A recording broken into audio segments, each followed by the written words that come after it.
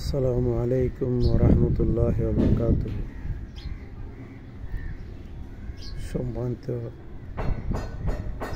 ফেসবুকের সাথীরা, আপনারা যেখানে আছেন নিশ্চয়ই ভালো আছেন। আল্লাহ রাব্বুল আলামিন আপনাদের সকলকে ভালো রাখুক, এই দোয়াই কামনা করি।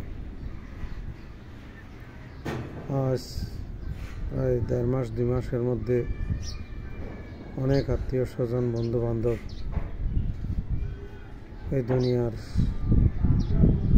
জীবন শেষ করে আখিরাতের জীবনে চলে গেছে। আমরা জানি না কখন আমাদের ডাক আসে মহান আল্লাহর পক্ষ থেকে। এজন্য সবসময় আল্লাহকে স্মরণ করছি, যাতে এই দুনিয়ার জীবন শেষ করে যাওয়ার সময় আমরা মহান মালিকের সন্তুষ্টি অর্জন করে যেতে পারি।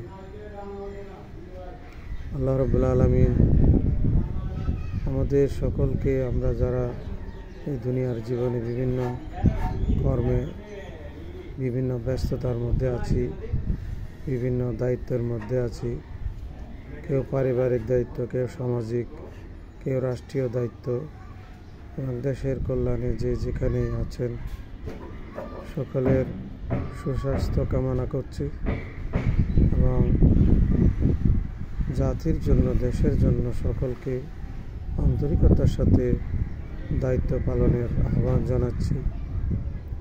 কারণ আমাদের মহান আল্লাহর পক্ষ থেকে যে নির্দেশ আল্লাহ দিয়েছেন সেটা হচ্ছে এই দুনিয়ার জীবনের যাবতীয় কর্মকাণ্ডের জন্য আমাদের কাল কিয়ামতের মাঠে হিসাব দিতে হবে। প্রত্যেকটা মুহূর্তের জন্য, প্রত্যেকটা দায়িত্বের জন্য আমরা পরিবারকে কিভাবে দায়িত্ব দিয়ে সময় দিয়েছি, কিভাবে তাদের সাথে আচরণ করেছি, ব্যবহার করেছি, সমাজের মানুষের সাথে কী ধরনের আচরণ করেছি, দেশের জন্য কী ধরনের কাজ করেছি, সমস্ত বিষয় আমাদের কাছে আল্লাহ রাব্বুল আলামিন জিজ্ঞাসাবাদ করবেন। আমার ব্যক্তিগত জীবন, আমার পারিবারিক জীবন, আমার সামাজিক জীবন, আমার রাষ্ট্রীয় জীবনে আমরা যেখানে অবস্থান করি না কেন, আমাদের প্রত্যেককে একদিন চলে যেতে হবে এবং আমাদের এই দুনিয়ার যাবতীয় কর্মকাণ্ডের জন্য মহান আল্লাহর কাছে আমাদের জবাবদিহি করতে হবে, এতে কোনো সন্দেহ নাই। দুর্ভাগ্য আমাদের কোনো ভাই এই দুনিয়ার জীবনযাপন করার ক্ষেত্রে গাফেল হয়ে যায়, মনে করছে দুনিয়ার জীবনের বিষয়টা একরকম এবং ধর্মীয় বিষয়টা আরেক রকম। এভাবে চিন্তা ভাবনা করে দুনিয়ার হিসাবটা একরকম করে আখিরাতের বিষয় অন্যভাবে চিন্তা করে।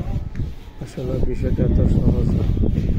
বিষয়টা একদিকে সহজ, যদি আল্লাহ রসুলের তরিকা মতো জীবনযাপন করি তাহলে বিষয়টা সহজ, আর যদি নিজের ইচ্ছে মতো জীবনযাপন করি তাহলে আমাদের অবস্থা ভয়াবহ হবে।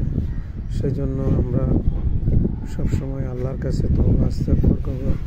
আল্লাহ রাব্বুল আলামিন আমাদেরকে সঠিক জীবনযাপন করার, সঠিক পথে চলার তৌফিক দান করেন। আমিন। আসসালামু আলাইকুম ওয়া রাহমাতুল্লাহি ওয়া বারাকাতুহু।